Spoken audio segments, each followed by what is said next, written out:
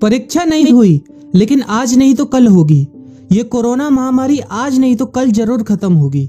School colleges कभी ना खुलें, ऐसा नहीं होगा। अभ्यास करते रहोगे तो कोई पछतावा नहीं होगा।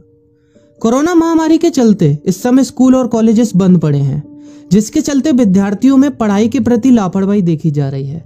इसी को देखते हुए मुंबई के एक स्कूल में हमारे पुराणों में लिखित एक कहानी सुनाई गई और विद्यार्थियों को इस कहानी के जरिए एक मैसेज दिया गया, एक सलाह दी गई। कहानी ये थी कि एक बार भगवान इंद्र किसानों से नाराज हो गए और उन्होंने घोषणा कर दी कि 12 साल तक बारिश नहीं होगी, आप फसलों को नहीं उगा पाएंगे।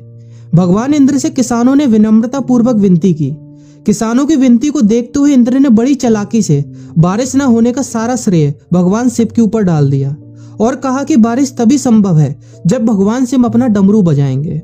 लेकिन इंद्रदेव भगवान शिव के साथ पहले ही गुप्त रूप से चर्चा कर चुके थे और उनसे किसानों के साथ सहमत नहीं होने के लिए भी अनुरोध कर चुके थे। जब किसान भगवान शिव के पास बारिश के लिए विनती करने के लिए गए तो उन्होंने भी कह दिया कि बारिश तभी होगी जब मैं 12 साल बाद अपना डमरू बजाऊंगा। निराश होकर वापस लौटते किसानों ने 12 साल तक इंतजार करने का फैसला किया। लेकिन उनमें से एक किसान वापस लौटकर नियमित रूप से अपना काम कर रहा था, खेती कर रहा था, यहाँ तक कि बीज भी बो रहा था। अन्य किसानों ने यह देखकर उस किसान का मजाक उड़ाना चालू कर दिया। कुछ किसानों ने उससे पूछा भी कि आप अपना समय और ऊर्जा क्यों बर्बाद कर रहे हैं, जबकि आप जानते हैं कि 12 साल तक बारिश नहीं होने वाली। उस किसान ने जवाब दिया कि मुझे पता है कि बारिश के बिना मेरी फसल नहीं आएगी, लेकिन मैं ये सब केवल अभ्यास के रूप में कर रहा हूँ। 12 साल बाद मैं फसलों को उगाने और खेतों में काम करने की प्रतिक्रिया को भूल जाऊंगा। शरीर की काम करने की आदत छूट जाएगी और शरीर आलस का शिकार हो जाएगा। इसलिए मैं अभ्यास करता रहता हूँ कि जब 12 साल बाद बारिश होगी तो मुझे काम करने में मुश्किल नहीं होगी। जब इस किसान की यह बात पार्वती जी को पता चली तो उन्होंने भी चिंतित होकर शिव जी से कहा, आप भी 12 साल बाद डमरू बजाना भूल सकते हैं। यह सुनकर भगवान शिव भी चिंतित हो गए, इसलिए कहीं वो डमरू बजाना भूल तो नहीं गए, इसकी जांच करने की सोची और अपना डमरू उठाकर बजाने की कोशिश करने लगे।